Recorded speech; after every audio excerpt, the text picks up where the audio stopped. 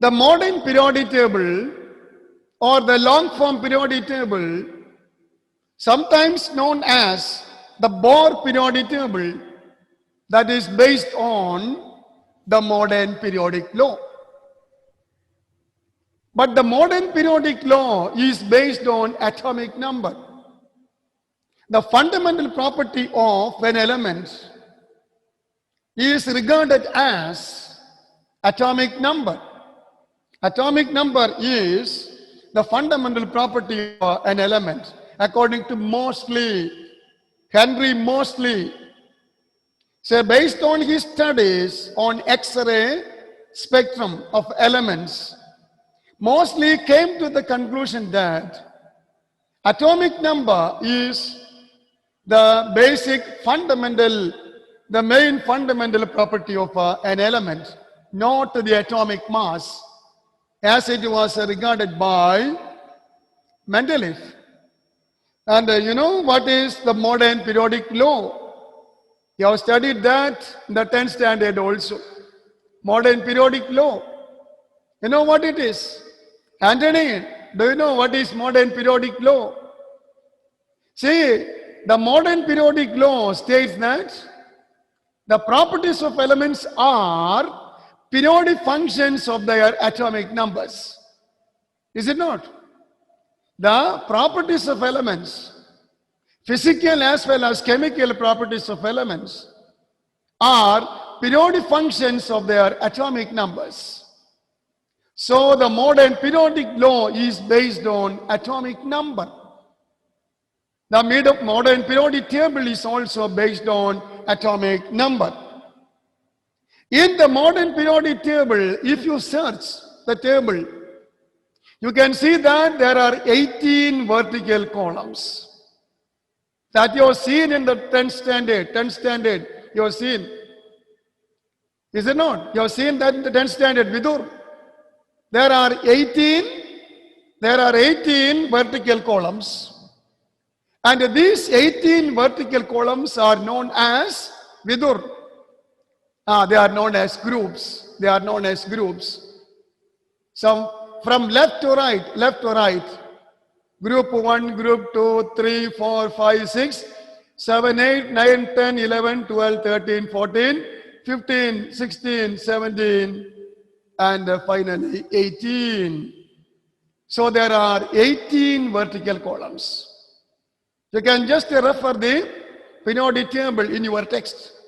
There are 18 vertical columns. And these 18 vertical columns are named as groups, 18 groups. So the vertical columns are known as groups. There are 18 groups, starting from 1, ending with 18 that we have seen. Then, if you study the structure of the table, as I told in the beginning, there is the main table consisting of 18 vertical columns and 7 horizontal rows. The horizontal rows are known as periods. The horizontal rows, they are known as periods. So there are 7 periods, horizontal rows or a period, 7 periods. In the first period, in the first row, there are only 2 elements, namely hydrogen and helium. There are only 2 elements. Then 2 and 3, 8 elements each. 8 elements each. Second and third. Then fourth and fifth. So first 2 elements, second and third 8. Then fourth and fifth 18. And the sixth 32 elements. And the seventh, that is incomplete.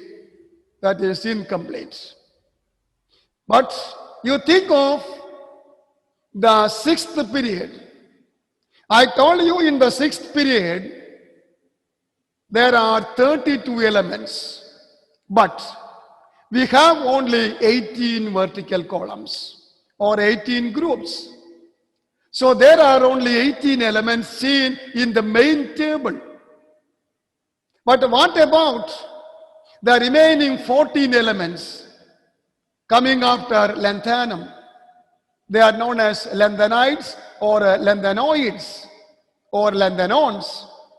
14 elements coming after lanthanum. These elements are not seen in the main table. They are kept separately below the main table in a row, and they are known as lanthanoids, lanthanoid elements. And these are the 14 elements, Emmanuel, the 14 elements coming after lanthanum. And they are cerium to lutetium. Just to go through the table, just to go through the text, can see. So, starting from, after lanthanum, starting from cerium to lutetium, there are 14 elements. And they are kept in a separate row below the main table. Similarly, you look at the seventh period. In the seventh period also, in the main table, there are only 18 groups, 18 vertical columns.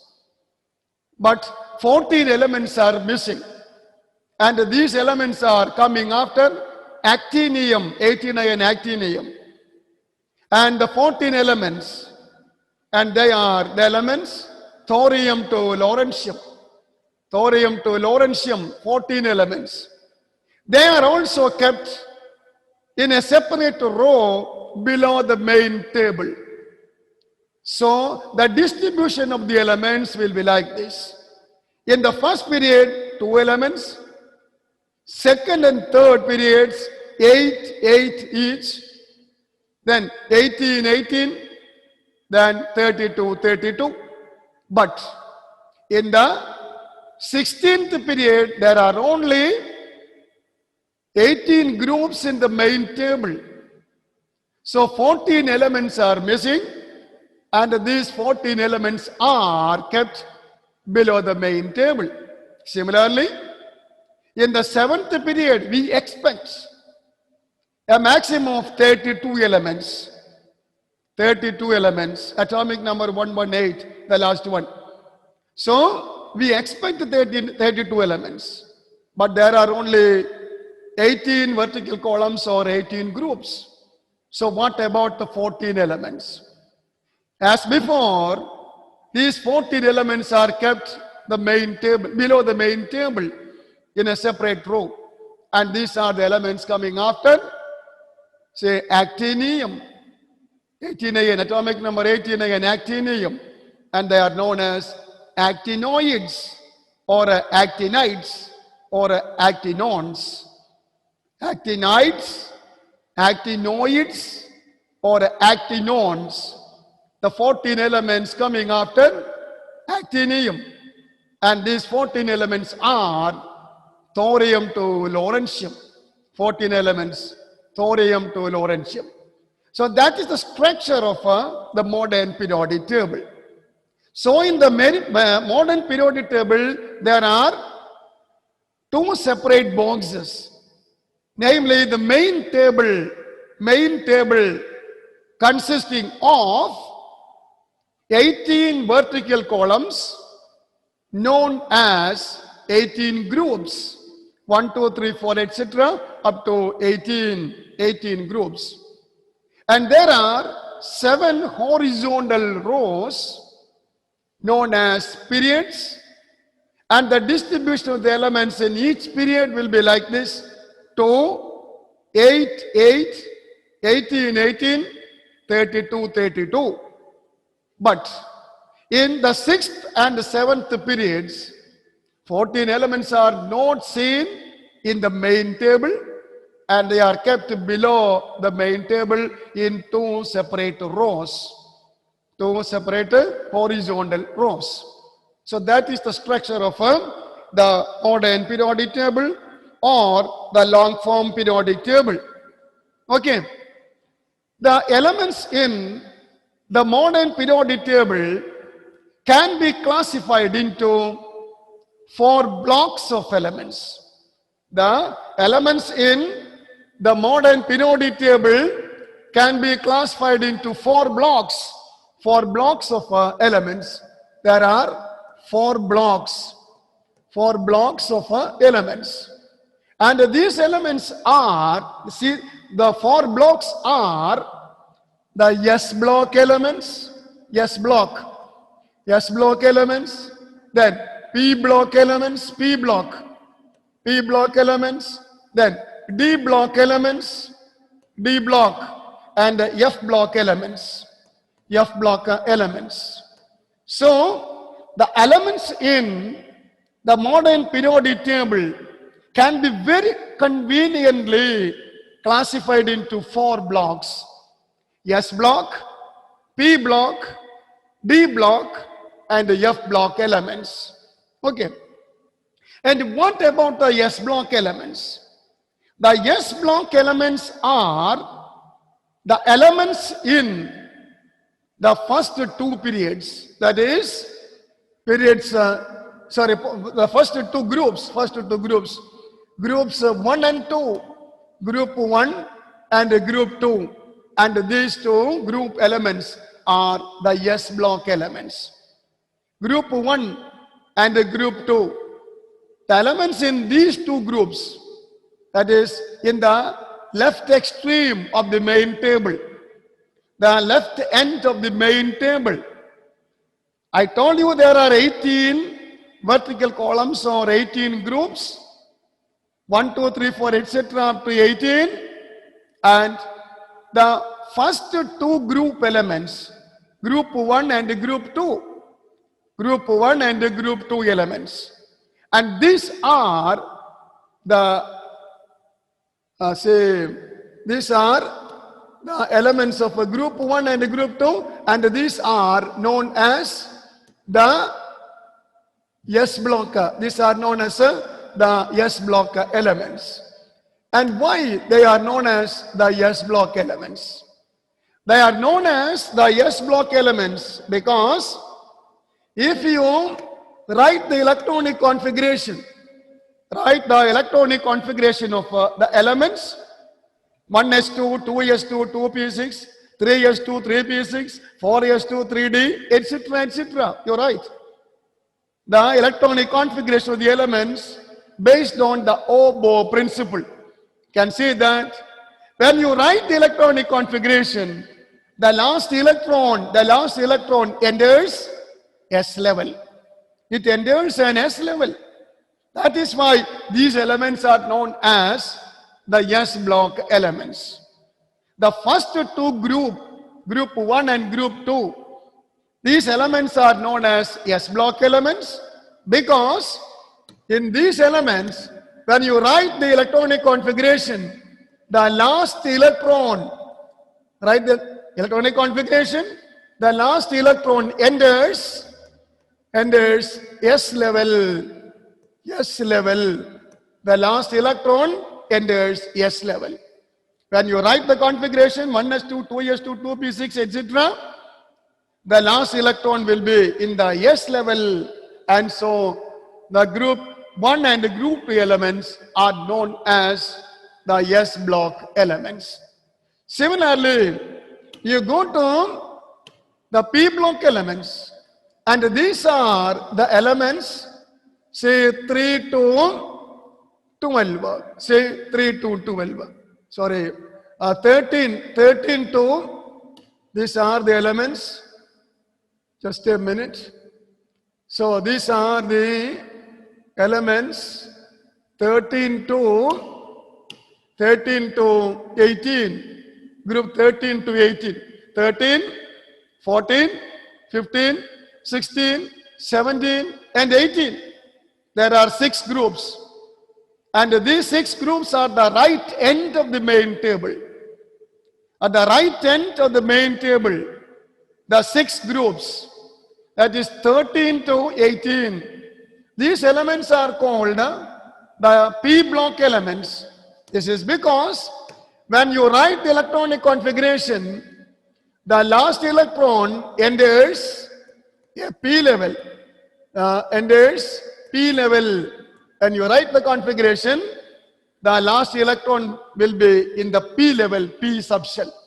So these are known as the p block elements. Now you come to say group, say 3 to 12.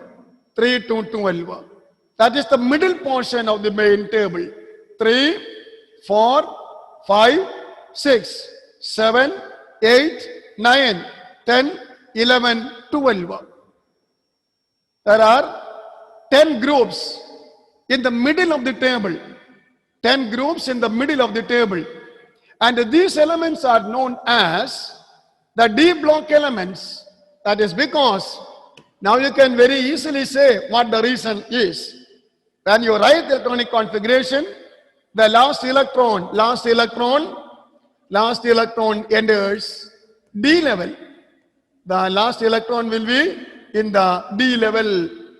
1s2, 2s2, 2p6, 3s2, 3p6, 4s2, 3d, etc.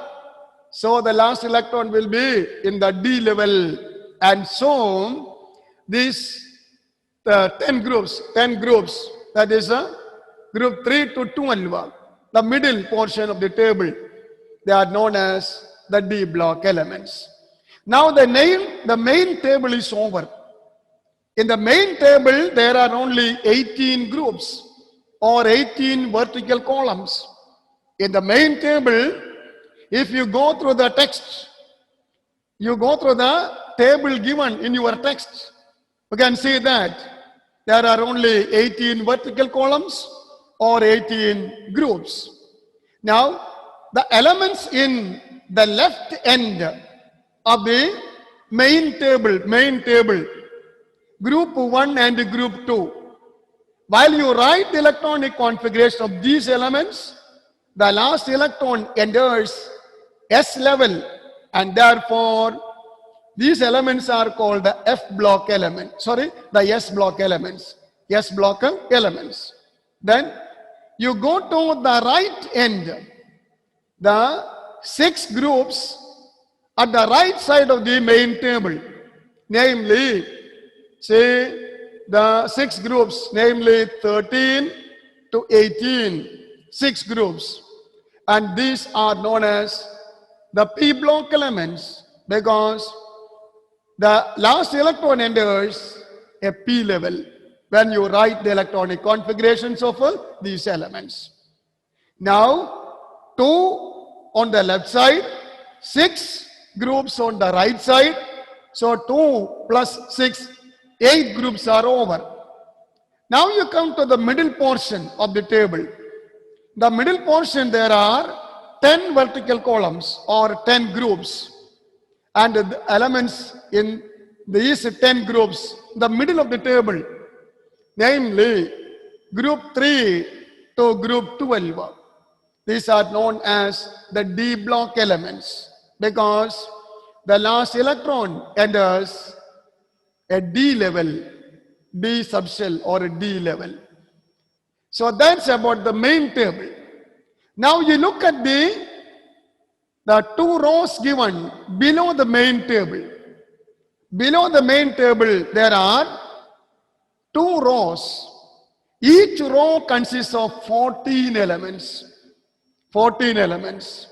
And when you write electronic configurations of these elements, you can see that the last electron enters F level and F level. And there will be 2 such block elements, F block elements. Such block, the F block elements, there will be 2 F block, say rows, corresponding to the 4F and 5F levels. And these are, say, lanthanoids and actinoids. Lanthanoids and actinoids. Lanthanoids are coming after lanthanum, and actinoids, these are the elements coming after actinium. In lanthanoids, the last electron enters the 4f level. In the actinoids, the last electron enters the 5f level. And there are two F block series, namely lanthanoids corresponding to 4f, coming after lanthanum, and these are the elements. Say, do you remember the elements? These are the elements cerium to lutetium. Say, cerium to lutetium. These are the elements, 14 elements. And the 5F series, they are known as actinoids, and these are the elements coming after actinium, and these are the elements thorium to lawrencium, 14 elements. And here, in the lanthanoids and the actinoids, while you write the electronic configurations of these elements, the last electron enters an F level. And so these are known as the F block elements. Okay. So the elements in the modern periodic table can be classified into 4 blocks. We need this for the second year. For the second year, we need this classification. I'm taking the essential points with a view to the second year, to connect to the second year. See, the main table will be consisting of 3 blocks. In the main table, there will be 3 blocks: S block, P block, and D block. S block, group 1 and 2 at the left side of the table. The last electron enters S level. Then P block, 6 groups on the right side of the main table. These are the groups 13 to 18, and these are known as the P block elements, because the last electron enters P level, and there's a P level. Then the D block elements, and these are the 10 groups at the middle of the table, corresponding to group 3 to group 12. Here, the last electron enters the D level. So in the main table, the elements are classified into 3 blocks: S block, left side; P block, right side; and the D block at the middle of the table. Now, that table is over. Now you come to the bottom of the main table. There are 2 rows, and in these elements, the last electron enters F level, corresponding to 4F and 5F. And these are known as the F block elements. If the last electron enters the 4F level, these are known as lanthanoids. These are the elements coming after lanthanum, and they are cerium to lutetium. And if the last electron enters the 5F level, the elements are known as actinoids, and these are the elements coming after actinium, and these are the elements, namely thorium to lawrencium. So there are 4 blocks of elements. All right. So regarding the classification, you come to the classification of the elements. The elements in the modern periodic table can be very conveniently classified into 4 blocks. And the 4 blocks are S block, P block, D block, and the F block. In the S block, the last electron enters an S level. In the P block, the last electron, you write the electronic configuration. While you write the electronic configuration, the last electron enters a P level. In the D block, the last electron enters a D level. While in the F block, the last electron enters an F level. The F block elements are kept below the main table in 2 separate rows, and they are lanthanoids and actinoids. All these things you have studied in the 10th standard, except these names. S block, P block, D block, F block. These names you have not studied. But the rest you know, the classification. 18 vertical columns and 7 horizontal rows or periods. All these things are known to you. And actinoids and lanthanoids, they are also known to you in the 10th standard, below the main table. But the classification, that is not mentioned. That is the only addition for +1. What is it?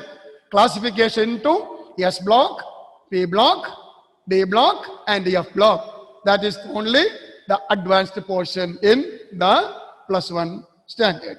The rest you have already studied in the 10th standard. This is a revision only. All right. Now let us come to the nomenclature of higher elements. Higher elements. See, the elements with atomic number more than 100. We have to depend on the IUPAC rules, International Union of Pure and Applied Chemistry, that is IUPAC, International Union of Pure and Applied Chemistry. No, you need not study the expansion. There is a union like that, and that union will decide how to name the compounds, which are the new elements, all these things. The guidelines are given by IUPAC, this union. That's a union which governs the various aspects of chemistry, International Union of Pure and Applied Chemistry. That gives us the guide. There is a dispute. If there is a dispute, then the union will interfere and it will come to a decision. The decisions will be taken by that union, IUPAC.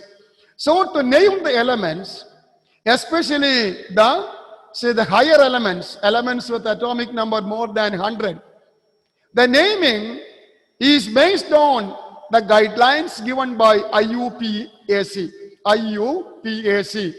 and that is IUPAC nomenclature, IUPAC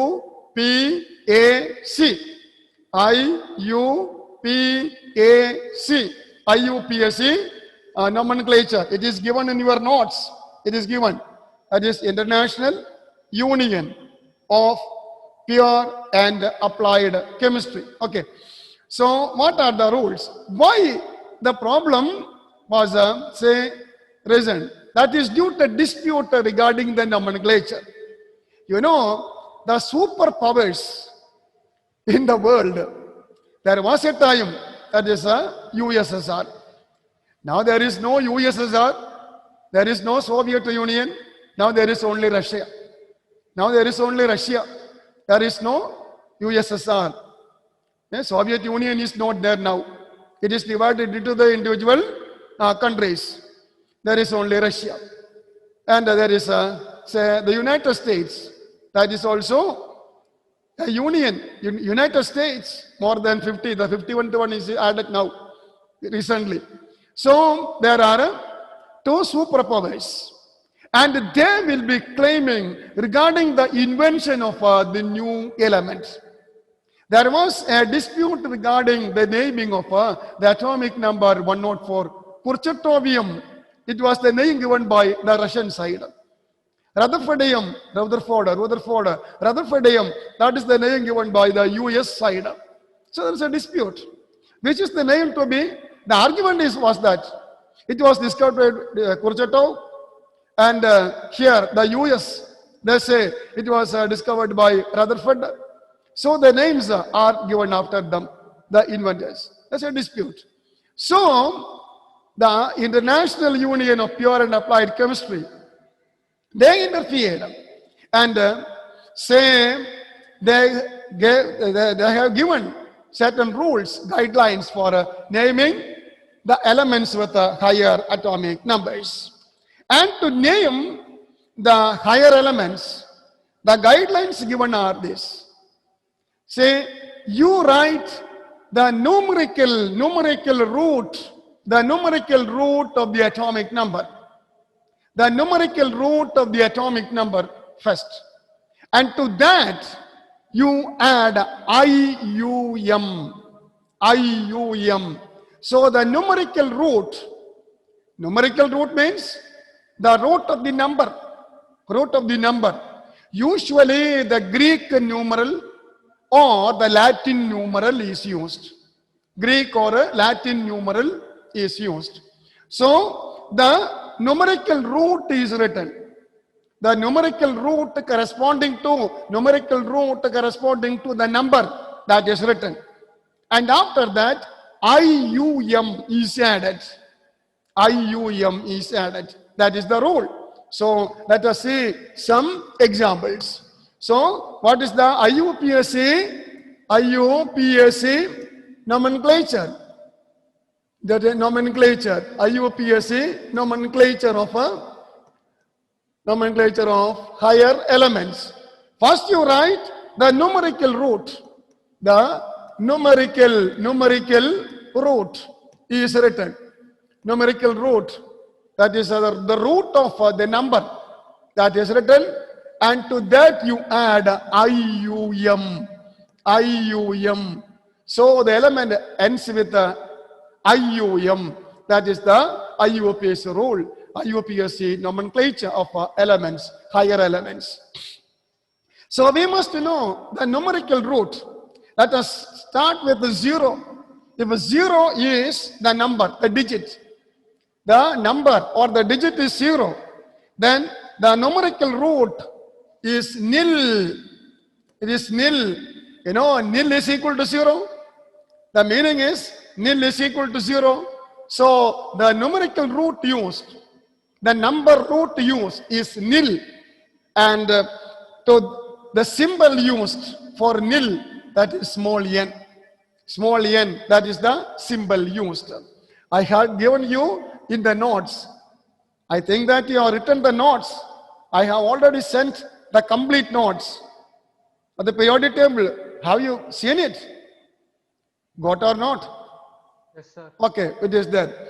So, first you write the numerical root, then you add IUM to give the IUPAC name of the higher elements. And we must know the numerical roots. If it is 0, then the numerical root is nil, and the symbol used is small n. If the number is equal to 1, then the numerical root is un. There is a dispute regarding the pronunciation un. Say, majority of the people pronounce it as unfortunate un, but at the same time there is united, united. So some people pronounce it as yun also. Why I say all these things? If you search the net regarding the pronunciation, have you ever searched the net regarding the pronunciation of the words? Never. Okay. If you search the net, you can see the two types of pronunciations, un and yun also. For us, let us take it as say unfortunate, universal, universal. Unfortunate, then it is un. So let us take un for the time being. So if it is equal to the number is equal to 1, the numerical root is un, and the symbol is u. If the number is equal to 2, then 2, that is by, that we know, by or die, that is equal to 2, and we have to use by, and the symbol used is b, small b. And if it is 3, then we can use the numerical root try, and the symbol used is a small t. Then if it is 4, it is quad, QUAD, quad. Quadruplet means a division into 4, quadra. So quad, that is the numerical root used. and the symbol is Q. Then 5. Then the numerical root is pend, penda, pend, and the symbol is small p. Then if it is 6, it is hex. It is a hex, and the symbol is a small h. If it is 7, then it is known as sept, septain, 7, sept, and the symbol is yes. And if it is 8, it is oct, octane, oct. The symbol is O. And if it is 9, then N. Say N is used. E-N and N. Enia means 9. Enia means 9. Enia. E-N-N-E-A, Enia means 9. From that we have N, and the symbol is a small e. So these are the numbers or the digits and the corresponding numerical root and the symbols for the numerical roots. And to make use of this, we can write the names of the elements, the various elements according to the IUPAC rules. See, if the digit is equal to 0, the numerical root is nil. Nil means 0. Nil. Then if it is 1, it is un. Or yun also, we can see in rare cases. But you read it as un for us. Un. And 3, it is tri. Symbol is small t. 4, it is quadra. That is equal to 4. Then 5, pend p. Then 6, hex. Hexane. Do you remember hexane? Then 7, sept. Then oct, 9. And if it is 8. If it is 9, it is N. N is coming from Enia. N, that is E. These are the symbols, the numerical roots and the symbols used. Making use of this, we can write the names of the various elements. Suppose you have an element with the atomic number 101. How to name this element? Atomic number 101. How to name this element? Say the first digit is 1. And the numerical root for 1 is un.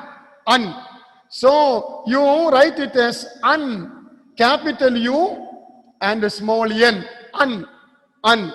Then the second digit is 0, and 0 is the numerical root is nil. So you can write it as nil. Then again 1. The numerical root for 1, that is equal to un. And finally, you have written the numerical roots of each digit. Write the numerical root of each digit. Nil, un, nil, un. Un means 1, nil means 0, un means 1. So nil, un. Then you add IUM. And that is the name of the element according to the IUPAC system. Annil, anium. And the symbol will be for un. The symbol is U. The symbol is U. You can write the capital U. Then nil, for nil, the symbol is small n. Again, un, the symbol is U. You write small u. So UNU, that is the symbol of the element with the atomic number 101. Do you get me? Do you follow these things? Let us take atomic number 104. This was the element which created lot of problems at the beginning. Atomic number 104. And how to name this? The first digit is 1. And the numerical root for 1 is un. So you write un. Then second digit is 0. And the numerical root is nil. So you write nil. Then 4, the third digit is 4. 4. And the numerical root is quad. Quad. Q-U-A-D. Quad. So we have written the numerical roots of the various digits. And to this you add IUM. IUM. IUM. So the element is unnilquadium. Unnilquadium. And this was the element that was first created the whole problems regarding the nomenclature of the various elements. The Russians called it as a Kurchatovium, Kurchatov. The scientist Kurchatov. And the American side, they named it as Rutherfordium. Rutherford. And finally, now it is accepted as a Rutherfordium. The newly accepted name by IUPAC is Rutherfordium. Rutherfordium. So the IUPAC name is unnilquadium. Unnilquadium. And the symbol will be for un, U, then nil for N, and quad, that is Q. U-N-Q. U-N-Q, that is the symbol of the element with the atomic number 104. Let us take the atomic number 112. Atomic number 112. How to name this? Just try. So first digit 1. For 1, the numerical root. For 1, the numerical root is un. Yun also is seen very rarely. It is pronounced. But the usual pronunciation is un. So un. Second digit is also 1. So you write un again. So un. Then second digit is 2. And the numerical root is by. Then you add IUM. But there are 2 I's coming together. Then you can avoid 1 I. So that this will be UM. So the element with atomic number 112 is unbayam.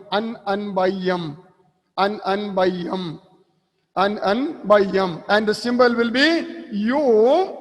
Then again U. And by, that is equal to B. UUB.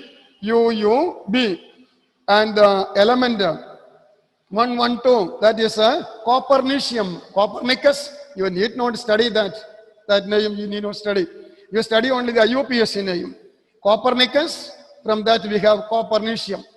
Then another element taken, that is 118. And how to name this? The first digit is 1 and the number root is un. For 1 it is un. Then second one is also 1. The number root is again un. Then 8. For 8 the number root is oct. Then you add IUM. So unoctium. Unoctium 118. That is organozone. No, you need not study that. You write this in IUPAC name only. So the symbol will be un, U, again un, U, and oct, O. So UUO. That is the symbol of the element with atomic number 118. UUO. Unoctium. If it is so, what will be 120? 120. What will be the name of this element? You try. The first digit is 1 and the number root for 1, that is equal to un. So un. Then the second digit is 2 and the number corresponding to 2, the number root, that is by. So by. Then the third digit is 0 and the number root is nil. So you write nil. Then you write IUM. IUM. So the element is unbinylium, unbinylium, unbinylium, unbinylium, and the symbol will be un, U, by, say B, and nil, say N, UBN, UBN, unbinylium, unbinylium, unbinylium, UBN, UBN. That is the symbol of the element with the atomic number 120. So this is a new topic for you. So according to the IUPAC system of nomenclature of elements, first you have to write the numerical root corresponding to the numbers from 0 to 9. The numbers 0 to 9. Then you add IUM. If 0, the number root is nil and the symbol is small n.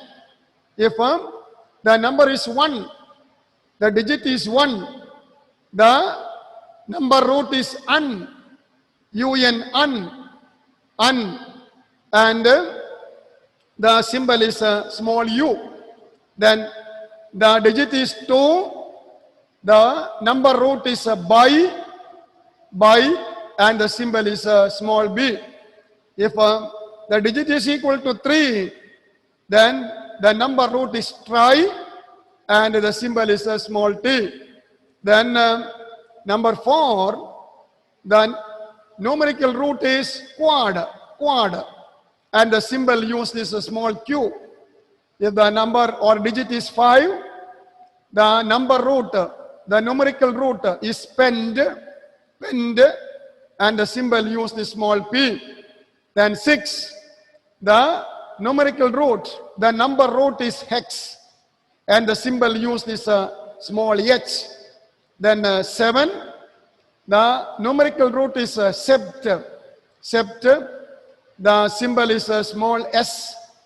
The number is 8, the number root or the numerical root is oct, and the symbol is a small o. Then number is 9, the numerical root is n, E-N-N-N, and the symbol used is a small e. So you write this, the numerical roots according to the digits. According to the digits, you write the numerical roots, and finally you write IUM, sodium, IUM, potassium, IUM, strontium, IUM, all these end with IUM, uranium, IUM.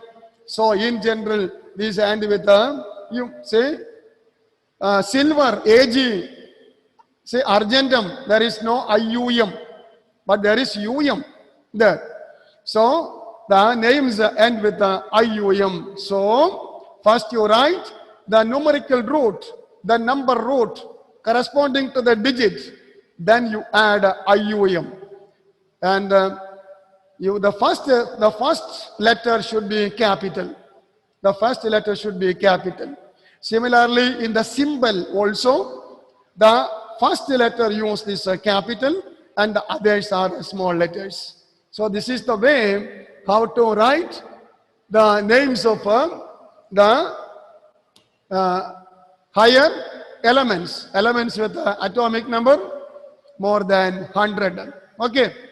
So suppose the element is having atomic number 100, Alvin, Benny. If atomic number is equal to 100, Alvin is not there. Donna. Sir. Alvin, say atomic number is equal to 100. Atomic number is equal to 100. Then how can you name it? 100. Alvin, you try. Alvin, you try. Atomic number is equal to 100. The first digit is 1. The numerical root is, come on. For 1, what is the numerical root? The number root. Alvin? Don't remember? Emmanuel? Emmanuel. Emmanuel. He's sleeping there. Nandana? One. Un. Then we have 0. Nil. Nil. Then again 0. Nil. Nil. Nil. Nil. And finally, Vidur? Ayuyam. So, nil, ayuyam. So, nil, nilium. Say nil, nilium. Say nil, nilium. Yen. The symbol. N. That is the symbol of the element. So this is a new topic. Now you have got an idea how to name the elements with higher atomic numbers. Studied? Clear? Do you follow this? So you must know the numerical root. The numerical root for the numbers, the digits from 0 to 9. 0 to 9. Then you write the numerical roots in the order. According to the number, you write the numerical root. And finally, you write IUM. If BI is there, there is no need of 2 I's. You write only BIUM, BIUM. Need not write BIUM. You simply write BIUM, if it is 2. Okay. So, we have to follow the IUPAC system of nomenclature of the elements, especially the elements with the higher atomic numbers. That is a new topic we have to study in the +1 class. Is it clear now? Gayatri? Yes, sir. Okay. So you study the roots, the numerical roots. This will be asked for the entrance as well as the coming examination also. Okay. So you must study all these things very well, and only after that we can say go to the higher level. Okay. Now let us think of the periodic trends. Periodic trends. That is variation of the properties of elements in the periodic table from left to right as well as from top to bottom. Some of the properties you have already studied. Okay. Now, it is time. The periodic trends we can see in the coming classes. The coming classes we can study the trends.